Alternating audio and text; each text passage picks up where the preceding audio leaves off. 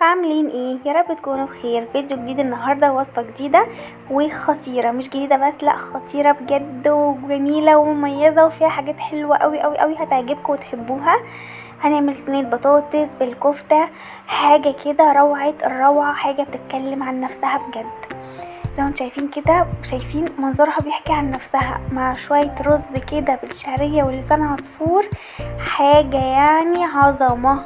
شايفين البطاطس دايبه كده والكفته تحفه، والبطاطس شاربه من طعم الكفته، حاجه كده جميله جدا ومختلفه تماما، اختلاف كلي عن البطاطس اللي بالكفته اللي كلنا عارفينها. تانية كفتة بالرز كده ومعاها البطاطس في قلب الصلصة، لكن دي كلها مستوية مع بعضها من البداية، وهي الكفتة نية والبطاطس نية، فبالتالي البطاطس شاربة من الكفتة بطعم مميز خالص مختلف تماما. بجد جربوها، مش هتندموا ابدا ان انتوا جربتوها. زي ما انتم شايفين كده منظرها بيحكي عن نفسها، ويا سلام بقى شوية سلطة كده بالبنجر جنبيها، يعني عظمة عظمة. شايفين لو حابين تزودوا الصلصة اكتر من كده ده شيء يرجع لكم. يلا بينا نبدأ الوصفة النهاردة، يلا بينا. اول حاجة كده معايا كفتة، انا كنت متبلاها اي تتبيلة تحبيها، ملح، فلفل اسود، كمون، كزبرة، جنزبيل، قرفة، كل التوابل اللي تحبيها، بهارات لحمة اللي يعجبك فيها اعمليه. حابه تحط لها بقدونس تحط لها، مش حابه خلاص ده شيء يرجع لك. انا بحب الكفته كده بتاعتي من غير بقدونس. هبتدي ان انا اعملها معاكم كده بشكل دائري زي ما انتم شايفين. حابه تعمليها شكل صوابع، ده طبعا شيء يرجع لك، الاكل طبعا اذواق وكل واحد على حسب ما يحب الاكل بتاعه. انا حابه ان انا اعملها دواير زي شكل البطاطس طبعا، يبقى هما الاتنين شكلهم دائري زي بعض زي ما انتم شايفين كده. هبتدي ان انا امسك الكميه كلها اعملها بالشكل ده، وطبعا دهنت ايدي يعني شويه زيت كده عشان تسهل معايا الموضوع. وكمان قلعت بصراحه الجوانتيات لان هي كانت مضايقاني جدا، ما كنتش عارفه اشتغل بيها خالص، كانت ايدي اسهل واسرع بصراحه. فطبعا يعني ده اكلكم وده مطبخكم، طبعا ده شيء يرجع لكم وبراحتكم خالص. زي ما انتم شايفين كده انا عملتها كلها بشكل دائري، وهبتدي ان انا احطها في التلاجة قد نص ساعه بس كده تمسك نفسها. زي ما انتم شايفين احطها في التلاجة دلوقتي، وبعد كده نبتدي نشتغل في ايه، نشتغل في البطاطس. جبت بقى هنا عندي البطاطس، انا هنا قطعت البطاطس ولا هي تخينه ولا هي رفيعه، يعني متوسطه، التقطيعه متوسطه، ما تبقاش تخينه لان طبعا الكفته عندي مش هتاخد سوا خالص، وما تبقاش رفيعه ان هي ما تبقاش مهريه تتهري معايا من السوا، لا مش هتبقى لطيفة خالص. زي ما انتم شايفين كده جبت بقى البايركس بتاعي اللي انا هدخله الفرن، او مثلا انا هقدم فيه، انا ناويه ان انا هقدم في البايركس ده، مش هنقلها في طبق تاني، لا هو ده هيكون طبق التقديم بتاعي. زي ما انتم شايفين جبت معايا بصلايه فرموها ناعم جدا جدا في الكبه، وجبت فصين توم ايا كان بقى نوعيتهم مش فارقه خالص معايا زي ما انتم شايفين. وهبتدي بقى احط البهارات بتاعتي، فلفل اسود، كمون، قرفة، جنزبيل، كزبرة، البهارات اللي انتي بتحبيها في اكلك زي ما انتوا شايفين كده. هبتدي ان انا اقلبهم كويس جدا، او ما انا صح ان هي تتبل مع البهارات دي، انا اسيبها تتبل شوية مع البهارات دي. انا بعشق ان انا اعمل صينية البطاطس قبل ما احط البطاطس على البصل، اسيب البصل يتبل شوية بيبقى تحفة جدا.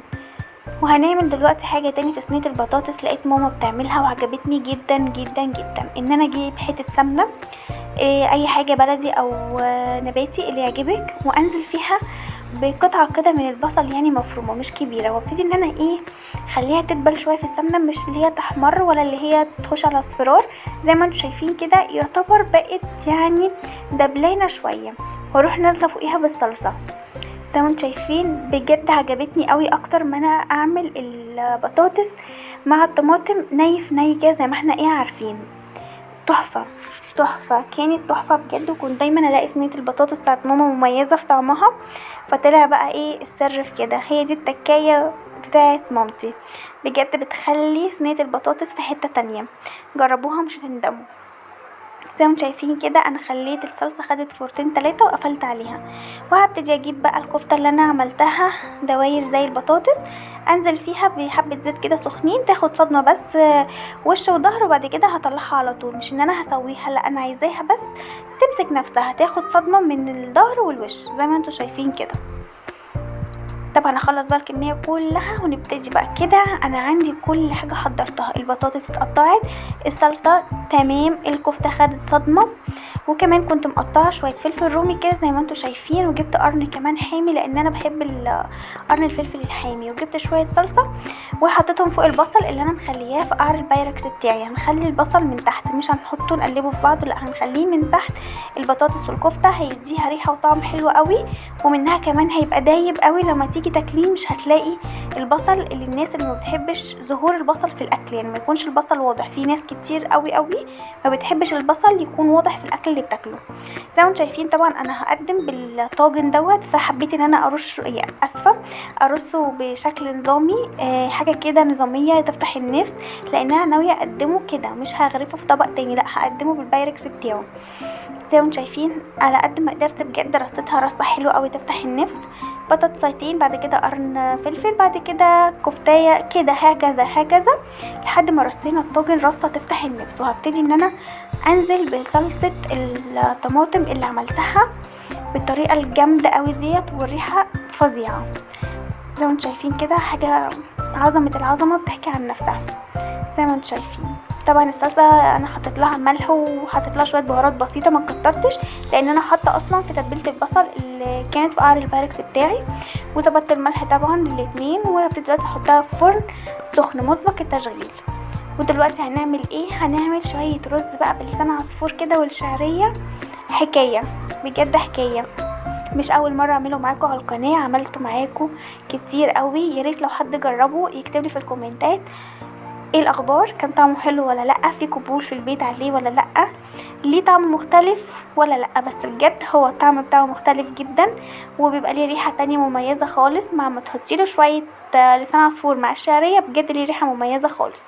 دلوقتي احنا شوحنا الرز مع الشعريه ولسان عصفور، والطاجن بتاعنا في الفرن. تعالوا كده نشوفه في الفرن بايه نظامه. بصوا شايفين طبعا هو بقى ايه، بهدل الفرن من جوه، قاعد طبعا ينزل شويه صلصه، ده الطبيعي لاي صينيه بطاطس، فكل ده هيتغسل في الاخر مش مهم علينا، المهم النتيجه كانت مبهره والطعم كان خرافه.